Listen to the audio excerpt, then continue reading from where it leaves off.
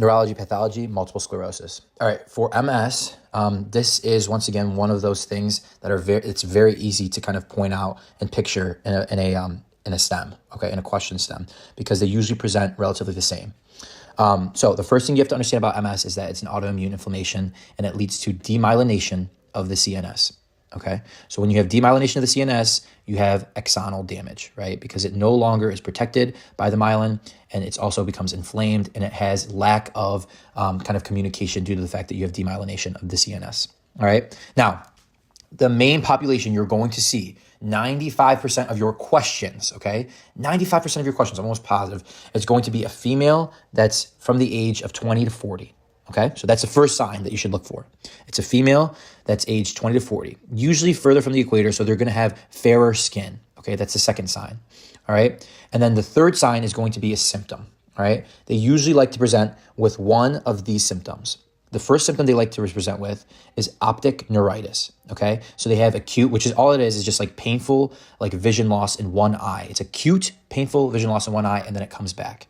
All right, and this is relapsing and remitting. Okay, and they love to say all symptoms of multiple sclerosis are relapsing and remitting, meaning that they come and go as they please at random times. And they will say sometimes relapsing and remitting in the question stem, and sometimes they'll just say, oh, previously she had loss of vision like a year back that like lasted only a week, and then it resolved. She didn't really think anything of it, right? So that's another way that they could talk about it being relapsing and remitting. But once again, that's one of the symptoms that you'll see is optic neuritis that they love to ask about. That's just acute, painful loss of vision in one eye. All right. The next one that they love to ask about is going to be neurogenic bladder. Okay. So this is once again, if you have demyelination of that area, you're going to have urinary incontinence due to neurogenic bladder. Okay. So we can't have inhibitory neurons functioning well at the detrusor muscle, which is just the bladder muscle. And so when we don't have inhibition there, inhibitory neurons functioning there, you just have a neurogenic bladder, meaning that it could just essentially you urinate at random times because there's no inhibition blocking that urination. All right, something that they love to talk about. Those are the two symptoms, main symptoms that they love to ask about. All right, now the symptoms are always exacerbated by hot or warm increased body temperatures. Okay, so it could be always like a patient that comes out of a hot bath. They just had a warm bath, or they just got out of the shower, or they were exercising, and then they have these symptoms onset. Okay, so that is number 4 to keep an eye out for. All right. And I'm going to say it again. These symptoms are relapsing and remitting. Very, very common for them to quiz you on it. Okay. Now, what do we see on findings?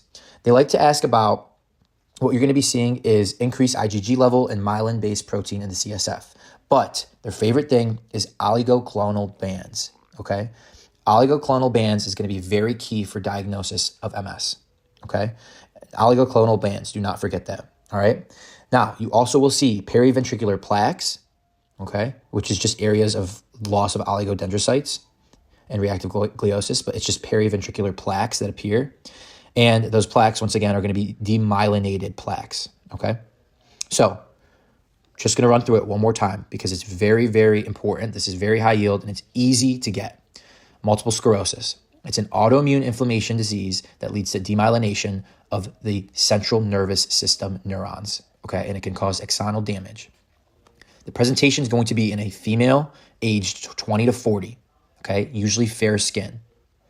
The symptoms are always relapsing and remitting, okay, meaning that they come and go over a long period of time, and they can usually present after increased temperature of the body, so after a hot shower or a hot bath.